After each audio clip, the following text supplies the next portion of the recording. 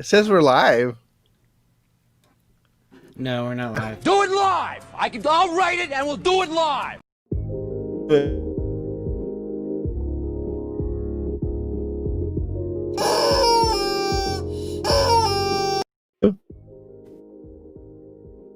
Oh, shoot. I'm sorry. Sometimes it gets ahead of me, and I wanted to be the first one to end out the outro, and so I don't think you could beat me in 30 seconds in.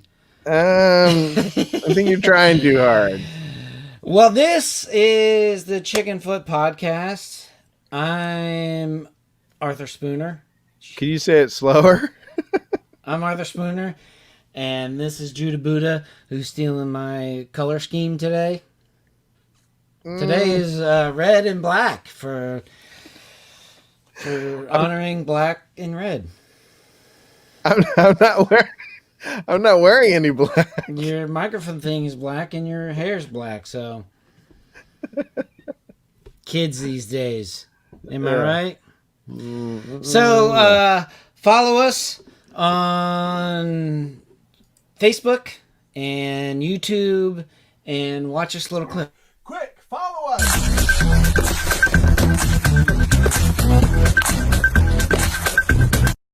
You know, Judah, I never noticed you kind of run like a chicken. You know, your shoes like almost falling off and stuff, but it must be the camera angle. Yeah. But we forgot to put on that. I forgot to put on that clip that you got to like / Chickenfoot. Chickenfoot podcast. I don't know. Let's see. Facebook. This is good TV.com / chicken rice only. Okay. So I heard that this is going to be a intense episode. I'm just trying to get all the videos in. Trying to squeeze all our videos. All right, story time. Joke off. Well, we do have to play the one. It's not working. Play the meme one for me.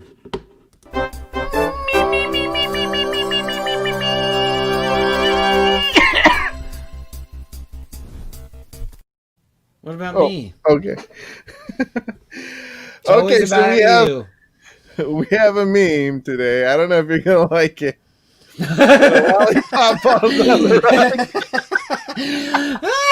rug. That's really good. That one's a good one. I don't know how many times I've looked at a lollipop. You dropped it. So the quadrilateral for me, this really falls on like a shared experience, cultural experience, because you drop a lollipop, and how many times have you looked at it and been like, "Can I still lick it?" But it's got like hair sticking out. Yeah.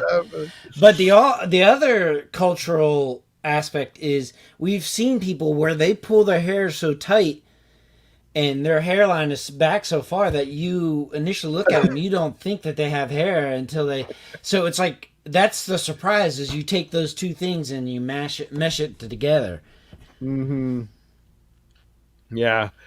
There's that. There's also an air of vulnerability here. I mean, like you're kind of making fun of this guy. Yeah, the tension is. I mean, there might be some people out there who kind of fit like a description. Yeah.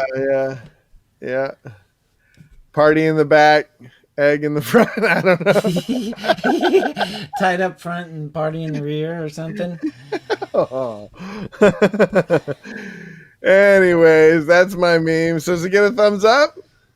I think it gets a thumbs up. You gotta laugh. You laugh. And let me just check. Oh, and this just in. We just got a flood of. Nope, nobody commented. No blood. Well, for the last couple of weeks, we've had a special guest. We even had a famous guy on here and a doctor, and we've just we have had a lot of people, but we want to get back to the basics. Just me and Joseph. What do you call it? Two's Company or something? Huh? No, Three's a crowd. no, Takes two to tango. no. You said it was like three. Oh, the Two Stooges.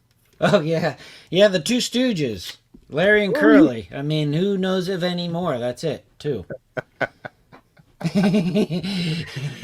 So we'll probably have Jay or Michael on or Yeah, Rico, but for now we're just getting back to basics. And Yeah. we're getting back to the idea of looking at comedy from a deeper place. Now, we've talked about the quadrilateral a lot, Yeah. and we looked at your chart, and then we looked at my chart, and it's interesting how we had two different views of it, Yeah. right? If you were to compare and contrast them, what do you think kind of comes to mind? I think Because- the different ahead. approaches, as you saw it as very staunch, like a four quadrant type thing, and how much of each. I'm always thinking of like a third dimension or a fourth dimension, the combination. I think of it more as a recipe, and when you mix these two, you get this, and when you mix these two, like colors. Yeah, As yeah. an artist, I mean, both of us are artists, but I think of like mixing colors. When you mix green and when you mix blue and yellow, you get green. And so it's not a primary. There's four primary colors. How many primary colors? But I think you got yellow, blue, yellow, red, and black. Maybe. No, black's not considered. I think you have four. Anyways, I was thinking of it in terms. What are we, like an elementary? But it's interesting that you say that, because that is the aspect that really stood out to me, because I was thinking of quantity, like mine is showing a little bit of, or a lot of surprise with a little bit of safety and a lot of tension, right? And yours was showing almost like the opacity, the amount, and of like, how does it color it? How does it like kind of fill it up? You know what I mean? And how does it feel? More like a feeling, right? Where mine, and I think, I don't know if you could put one is better than the other. I think when it comes to writing, you probably would have used my approach, right? But when you're using it and you're getting a reaction from other people, then I think yours is really, it's like, like you're talking about an artist. When you're painting, you're like, I think it'll be nice to, put a little blue here or whatever. And so that kind of, one takes the writing, the logical reasoning aspect. The other one is more of the creative, emotional reaction. Well, see if you can bring yours up. I've got mine here, and I was just going to share it again in case people didn't see it. It's funny. I went like I've got yellow, red, and blue and black.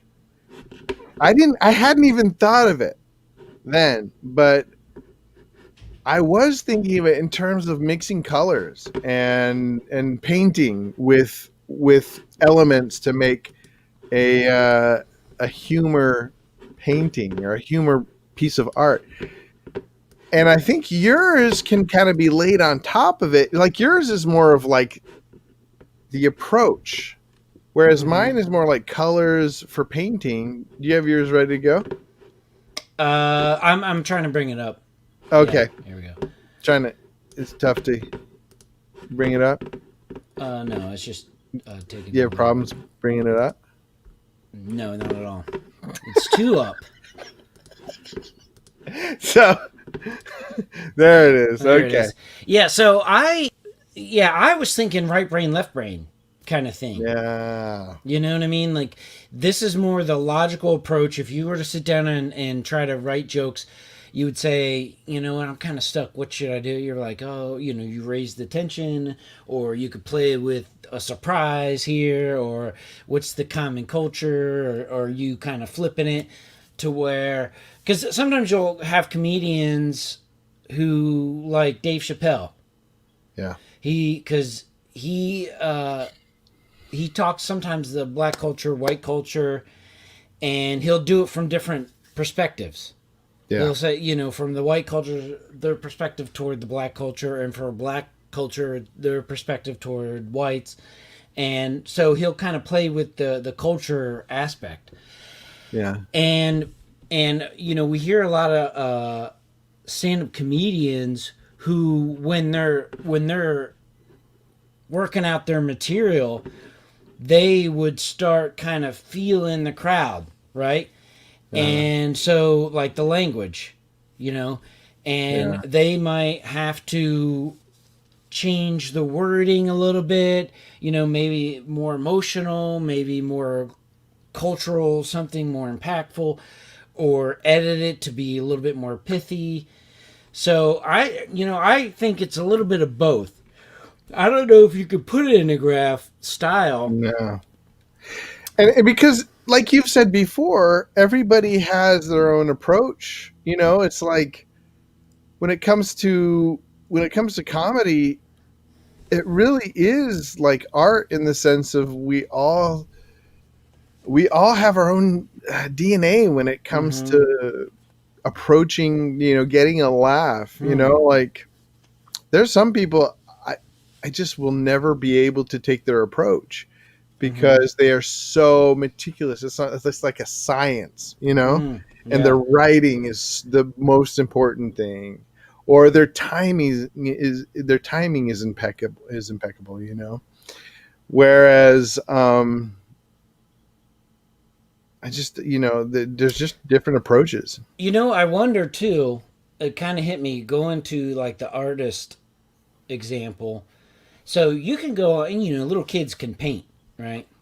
Yeah, And when little kids paint, you know, like they'll be taller than the house or just as tall as the house, right? And the tree will be as tall as the person, and you know, like the spatial difference, there is no depth, you know, there's no back and forth.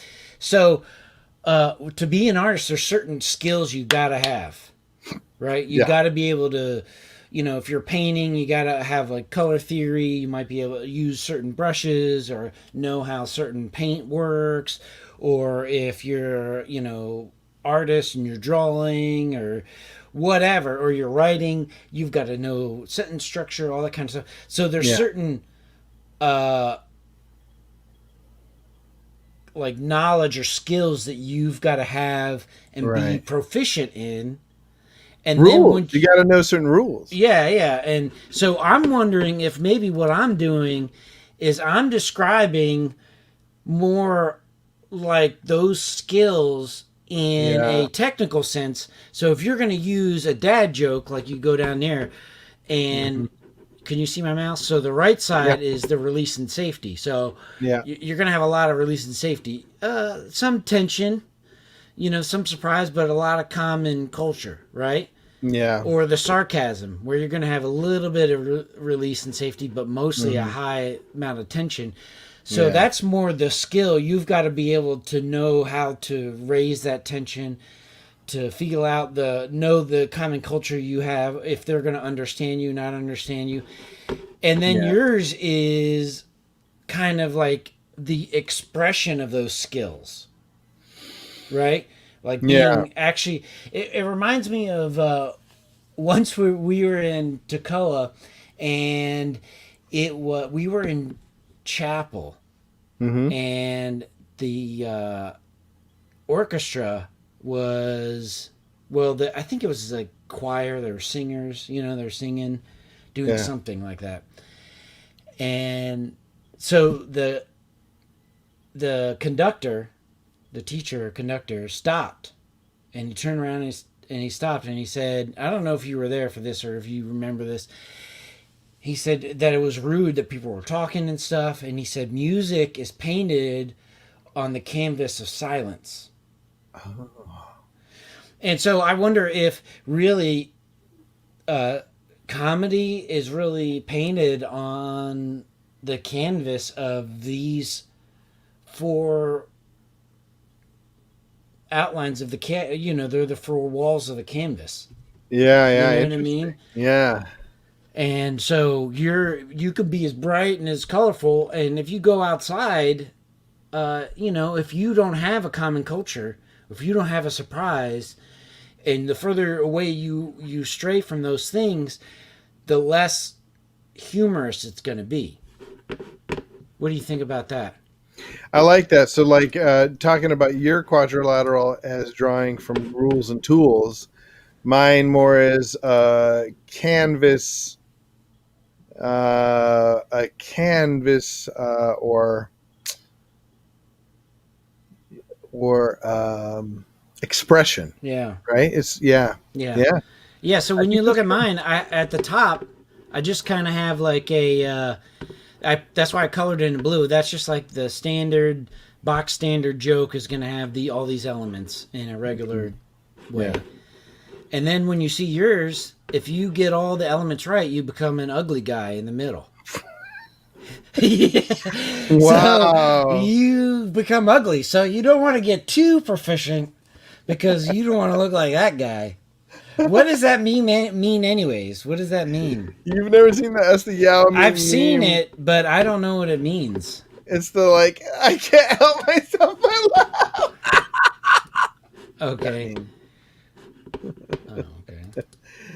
You know, it's like what you put when it's like gut. You know, it's like that gets me in my gut type laugh. Yeah, we haven't even. You know, that's interesting. Is we've talked about memes, but we haven't really approached memes in terms of how they fit into comedy. I mean, maybe we did talk. I can't. It's been so long. I can't remember. But we brushed on a lot of topics before. You know what I mean? Yeah. And when you and I sometimes will talk, we can go. Yeah. A lot of different places, and I think we talked about memes in a general sense, but we never really explored the ins and outs of them. And that was, I think, part of the reason why we're doing a weekly meme is we can kind of like delve into it and look at. Yeah. Now, do you consider Far Side a meme? So or a comic strip?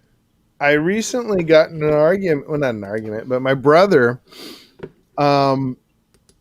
My brother was saying he's talking about the. Wait a minute. Judah's a meme.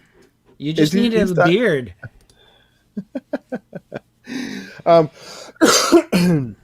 What's up, Jay Nass? Often in the chat and sometimes in the actual space here, as well as Mike. Who else have we had? We've had Michael. We've had Rico and Jay, and I have one more guy I want to bring on. I don't know if you saw it, but I did a interview with one of my childhood friends, John Lake, and I forgot how funny he can be. Okay. I met his sister, Ricky. He got on, and you know how we have our like names, and it just pulled in his his, I don't know, from his Gmail, and he always uses Juan Samuel. It's like Juan _ Samuel. That's like his pen name for the internet or whatever, and I was like, or should I call you Juan Samuel? And he was like, no, please. That's what they call my father. I just thought it was funny. You know that thing where like people are like, Judah McNeil, Mr. McNeil. Yeah, like, oh, please. That's my dad's Mr. McNeil. Call me that's what whatever. Yeah. And my father is Juan Samuel. I don't know. It hit me in the funny bone. But so what were we talking about? Memes.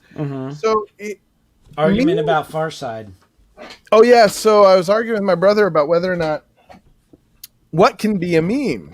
And I was telling him because we talked about in our show back, I think it was like episode 3, about how Far Side was maybe, well, how the original meme were the original those one panel comics, political comics, that were shared and portrayed something funny about, a known quantity, like politics. And I was just saying, no, like, it doesn't matter what it is, as long as it is portrayed as a meme, and that means that it is shared, virally and makes people laugh. Like, to me, that's what constitutes a meme, is the virality of it. Being a nerd, I Googled the definition just to see what it says. Yeah, and it says, so there's two separate definitions. You know how like two separate meanings.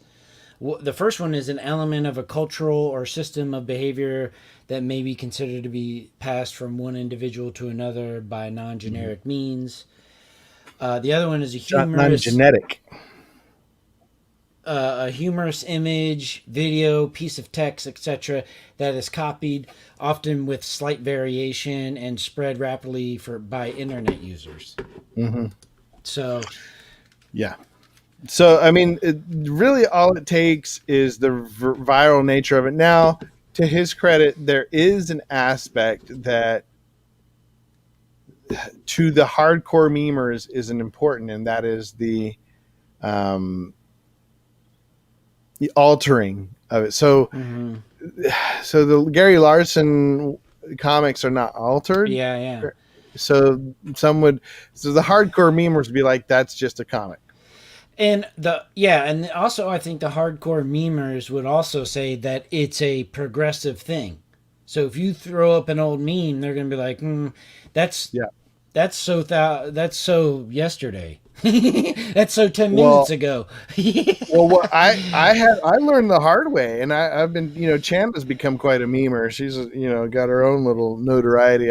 Whenever I do meme, the meme time, I always steal one of hers. Because she is quite the cultivator of memes. She's collecting a bunch, curator. I mean, but when I got like fully introduced to memes by like 12 and 13-year-old clients who were like, no, that's a dead meme. I was like, dead meme? Yeah. What's a dead meme? There's no such thing as a dead meme. And they're like, okay, boomer. But yeah. They were explaining to me that certain memes, like, they die because they just become overexposed, which is weird. And then the meaning will grow and change so much that it's almost like the original intention is so different.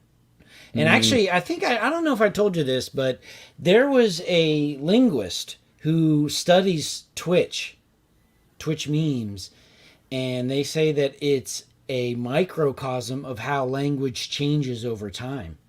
How like the English language has evolved, German language, all that kind of stuff.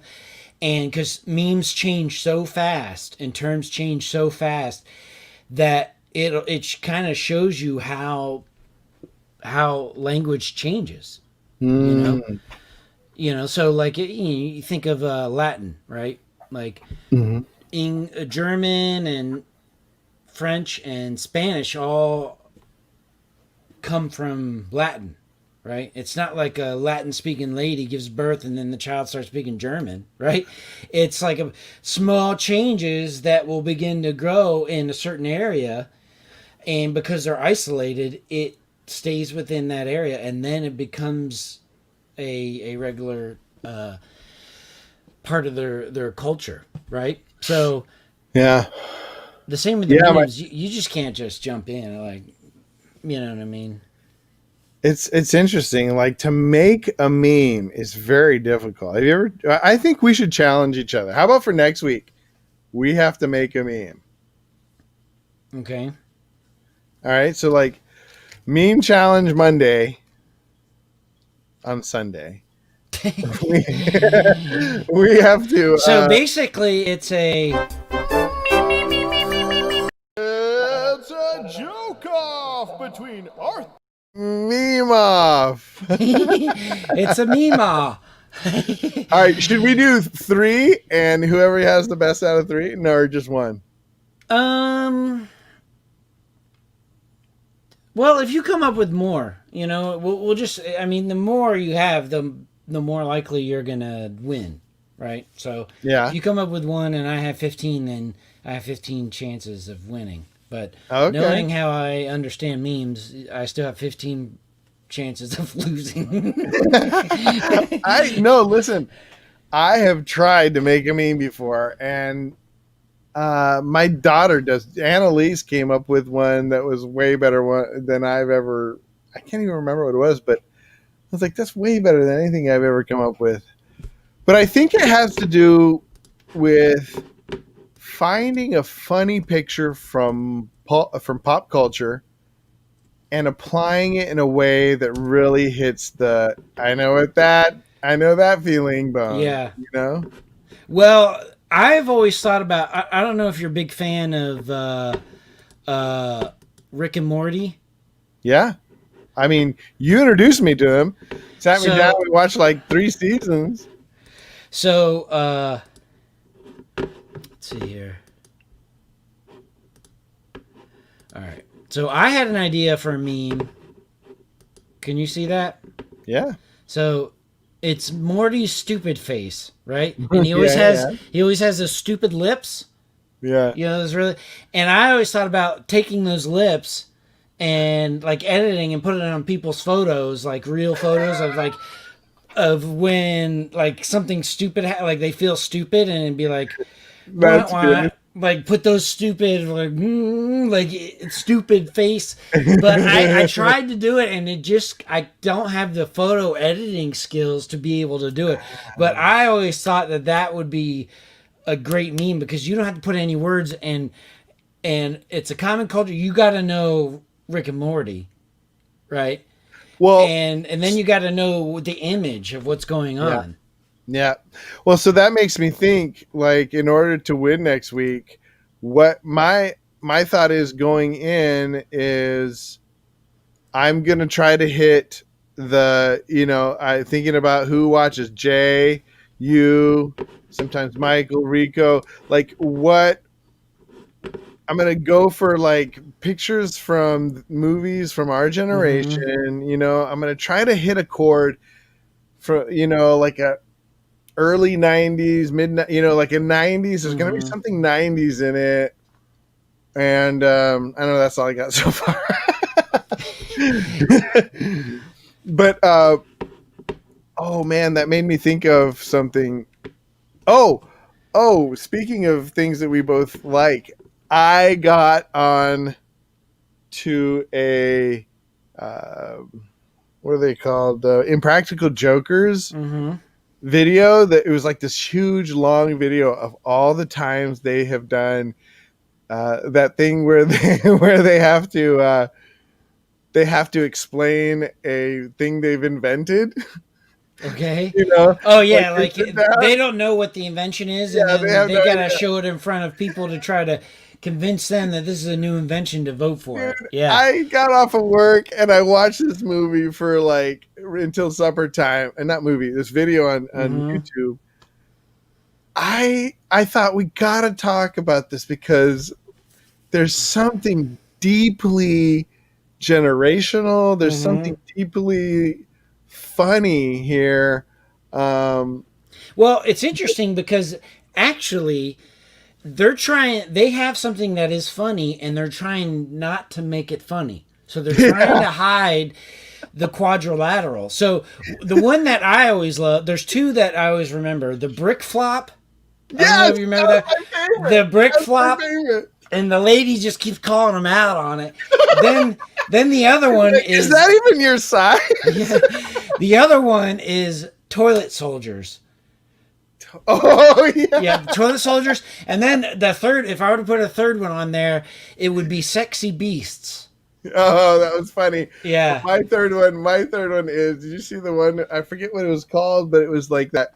They were like, that looks like the Grim Reaper. And he was like, Yeah, the kids' Nightlight. nightlight. Yeah. It reminds me of the one that was